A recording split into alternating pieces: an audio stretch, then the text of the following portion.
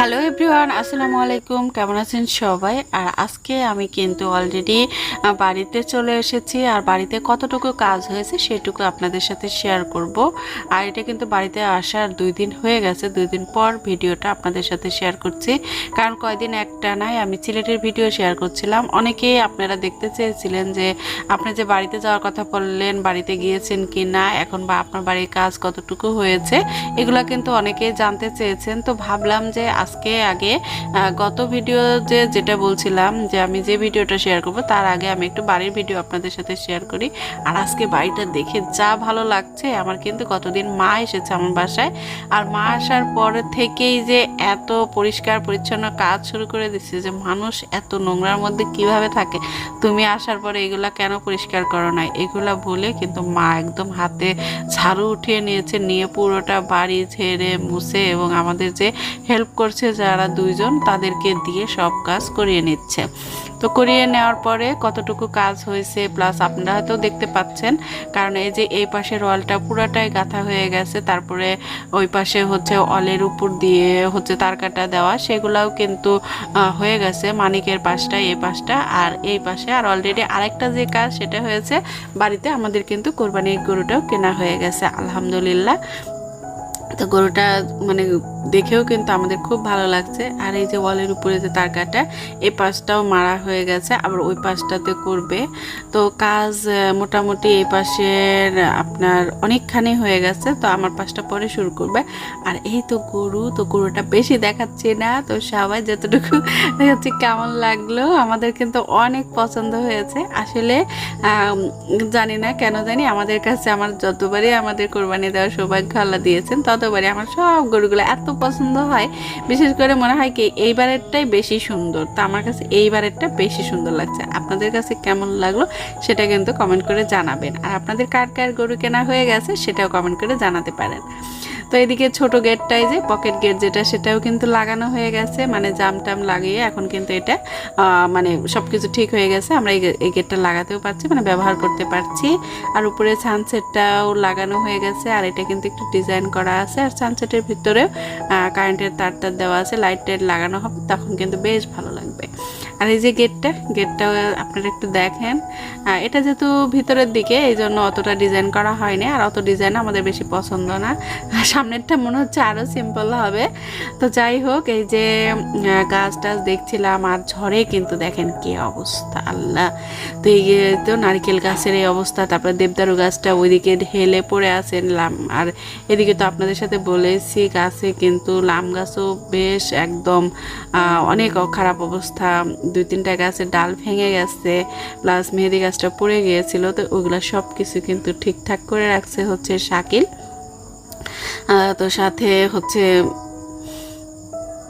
আমি থাকলে হয়তো আরেকটু ভালো হতো। তো এখন হচ্ছে আপনাদেরকে এই পাশটা একটু দেখিয়ে দেই। মেহেদি ফুলটা কি সুন্দরভাবে ফুটে আছে না? আর মেহেদি ফুলের যে এত সুন্দর একটা মিষ্টি গন্ধ, এটা কিন্তু আমার জানা ছিল না। খুব সুন্দর একটা মিষ্টি গন্ধ। আসলে ফুল শিশু এটা কিন্তু আল্লাহ আসলে খুব পবিত্র এবং সুন্দরভাবে তৈরি করেন না, এদের দেখলে আসলে আমরা মুগ্ধ হই। তো এই পাশে আর কিছু কাজ আছে, বাড়ির ভিতরে অনেকটাই কাজ পরিষ্কার হয়ে গেছে। আর এই পাশে এই কাজগুলো, যে গাছ ডাল কাটা ছিল, ওই যে আমের ডালগুলা, সেগুলা পাতা আলাদা করা হলো, ডাল আলাদা করে এগুলা কেটে বেছে সুন্দর করে। আর এই পাশটায় এই যে এখন একটু বাড়ির ভিতরে দেখেন, এই তো অনেকটাই কিন্তু ময়লা পরিষ্কার হয়ে গেছে। আর হচ্ছে কিছু কাপড় চুপড় ধুয়ে, আর আমাদের কিন্তু একটা বেডরুম আমরা খুব সুন্দর করে গুছিয়ে নিয়েছি। নেক্সটে আপনাদের সাথে আমাদের 2টা বেডরুম একটু থাকার মতো হয়েছে, সেটা আপনাদের সাথে একটু শেয়ার করব। আর এই যে ঘরটার একটু আগের চেয়ে পরিষ্কার হয়েছে এটাই। আর নেক্সটে আপনাদের সাথে আরও দেখাবো আমাদের বাড়িটা কি সুন্দর হয়েছে। এদিকে খালা হচ্ছে মাছগুলো কাটছে। আর এই মাছগুলো কিন্তু আমাদের বাসায় যে মিস্ত্রিরা কাজ করে তাদের জন্য। তো তারা এই মাছগুলো নিয়ে আসছে, এখন কেটে বেছে নিচ্ছে। আর ওরা কেউ গোসল করছে। আর আমাদের সাবমার্সি এখানে এই যে রান্নাঘরে মোটরের লাইন, মানে পানির লাইন নেওয়া হলো। এখানে একটা হাউস হবে। তারপরে এই যে টিউবওয়েল পাড়েও আমরা একটা পানির লাইন নিয়েছি, আবার ওখানে ডাইরেক্ট পানির লাইন।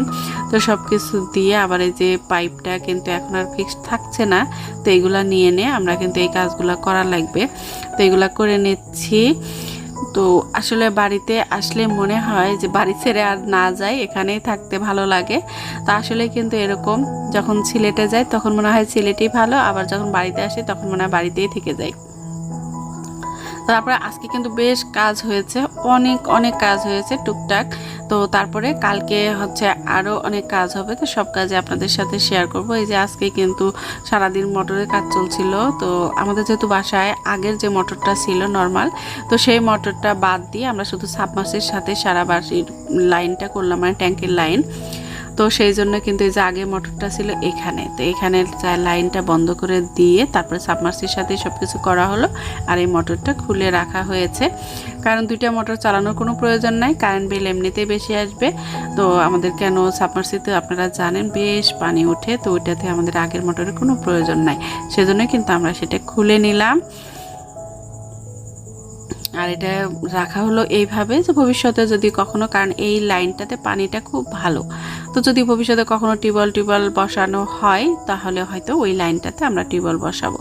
তো এই যে এই যে টিউবওয়েল পার, এখানে কিন্তু আমি একটা লাইন করে নিছি, কারণ আমাদের এখানে বসে হয়তো অনেক সময় বেশি কাটা বাছা ধোয়ার জন্য খুব সুন্দর হয়, তো এই জন্য করে নিলাম। সেই কাজগুলা হচ্ছে বাড়িতে এসে আমি পরে ডিসিশন নিলাম। তো মানিককে বললাম, মানিক বললো যে আচ্ছা করে নেন। আর এই যে গাছে কাঁঠালগুলা, আম টাম সব, কাঁঠালটা ঠিক আছে, আম তো একদমই নাই এখন। তো আমার মনে হচ্ছে 10% আমও গাছে নাই, কারণ আমি এসে একদমই আম পাইনি, খুবই কম, দিন দিন 2-1টা করে। আর আমার মা তো এমনভাবে খাটা শুরু করছে, মনে হচ্ছে যে তাকে শুধু কাজের জন্য এই বাসায় আনা হয়েছে। আর এমনিতে আমার উপর অনেক রাগ করে আছে, কারণ মেয়েরা চলে গেছে ফুপির বাসায়। তো সে যে আসবে আমি কিন্তু জানতাম না ওইভাবে যে আসবে, আমি মনে করছি হয়তো আসতেও পারে নাও পারে, এই জন্য আমি পাঠিয়ে দিছি। তো ঘরটার গোছারে একটু দুপুরে খাওয়ার পরে শুয়েছিলাম, এগুলা ঠিকঠাক করে গুছাইনি। এর মধ্যে শাকিলকে বলছিলাম বাজারে কিছু টুকটাক বাজার করতে, আর ও বাজার করে নিয়ে আসছে, বললাম এখানে রাখ পরে গোছাবো। তো আমি এখানে ঘুমিয়েছিলাম, তো একটু বিছানাটা গুছিয়ে নেই তারপরে হচ্ছে। আর দেখেন সোফা এগুলো কিন্তু কতদিন ধুয়ে শুকিয়ে রাখা হয়েছে, আর এই স্টিলের আলমারিটা শেরপুর থেকে আনা হলো, তো এটা গুছিয়ে নিলাম। এখন কিন্তু ঘরটা একটু ফিটফাট দেখা যাচ্ছে, আর অনেক কিছুই রাখার জায়গা ছিল না। তো সেই রকম করে একটু থাকার মতো পরিবেশ হয়েছে আমার কাছে, এতেই মনে হচ্ছে বেশ ভালো লাগছে।